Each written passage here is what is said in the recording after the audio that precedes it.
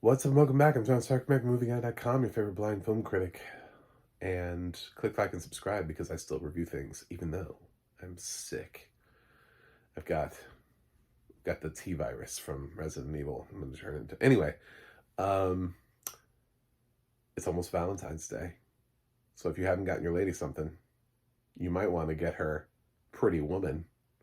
I hear that's pretty popular, celebrating its 35th anniversary this year.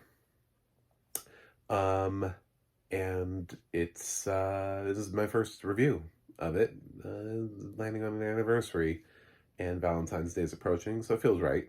Feels like this is the right time to do it. It's on Max right now. I don't always say where everything is because sometimes it floats around, and my YouTube statistics tell me I'm getting a decent amount of people from Europe. So I don't know what streaming service it's on for you, but this is more like proof of audio description.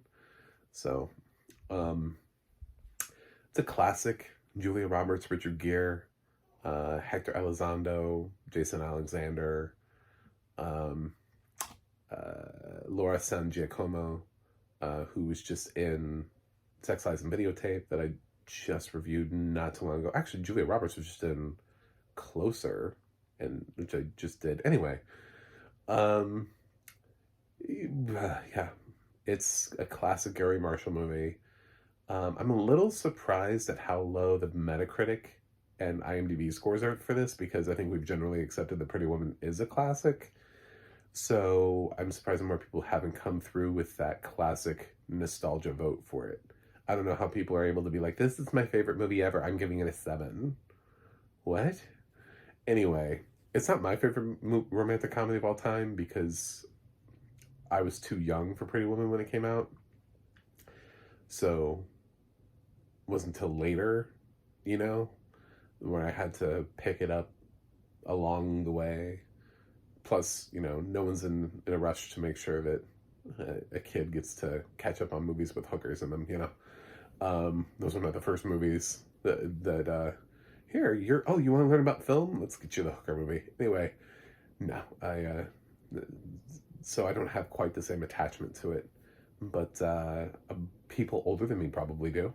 And also just people who love Julia Roberts movies and romantic comedies, and this definitely sent her, she'd already done a couple things at this time that were pushing her toward the A-list, and this cemented her as being the star of tomorrow easily.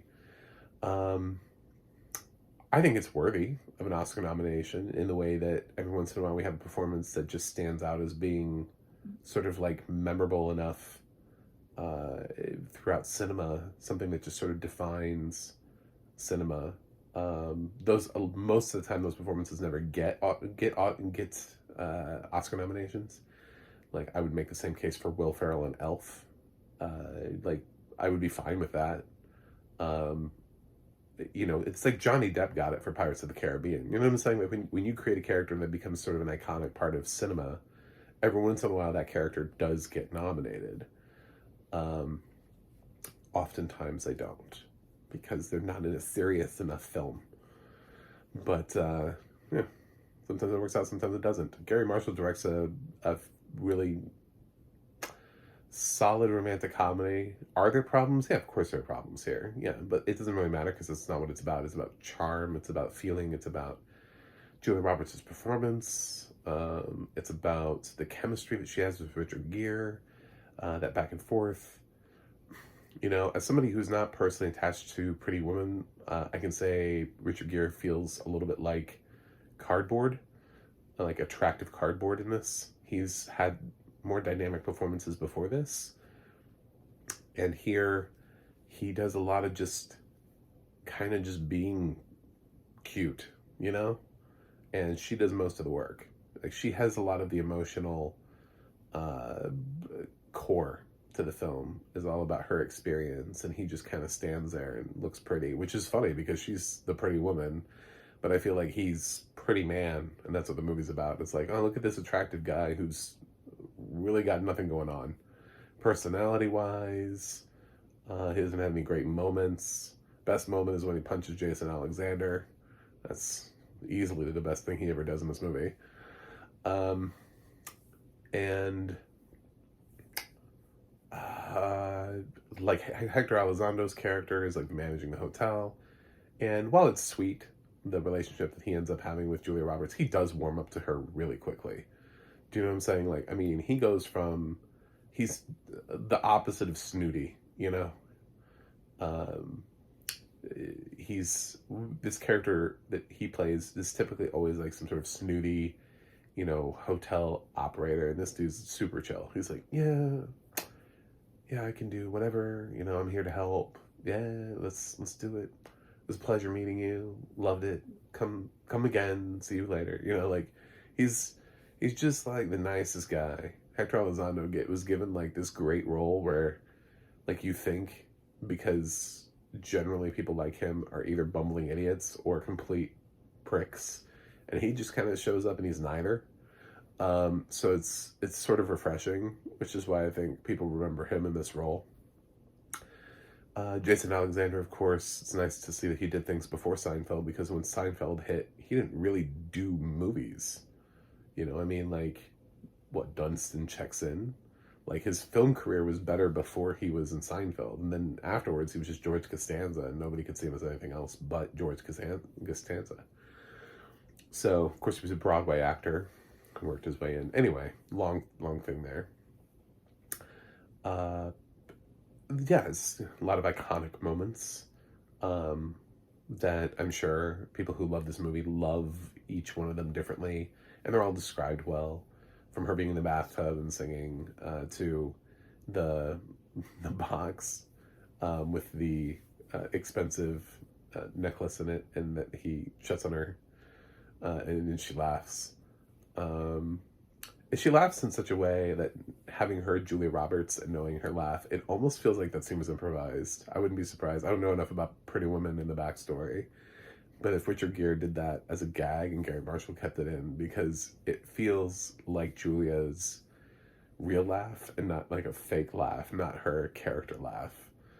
Um, so it's charming. I'm not going to take anything away from it, but also I think it's earned its place.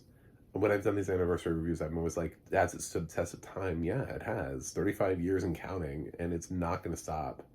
Pretty Woman is constantly referred to. It wasn't even until semi-recently that they adapted a musical version of it. So, I mean, it had been around for probably 30, almost 30 years before they ever were like, hey, what about a stage musical of Pretty Woman? You know? Um, because it had that enduring legacy behind it. Because they knew it was a property. Of course, there was a failed TV show adaptation.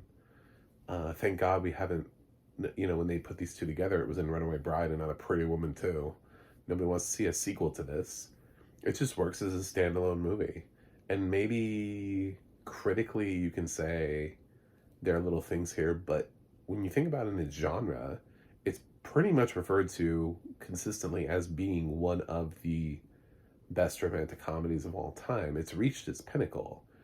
So I don't want to take anything away from it. It's done exactly what it needs to do, and audiences have already decided on it. I find it charming. I find it engaging, and it's a good watch, and I'm glad it has audio description.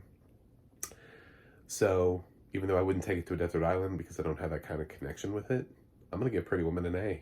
I think it's a film that does everything that it needs to do, and that is why it's charmed audiences for 35 years and will continue to charm audiences into the future. So this Valentine's Day, don't pick up a hooker, just watch Pretty Woman, man.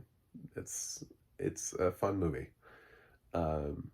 Thanks for watching, thanks for subscribing, and I'll see you guys on the other side.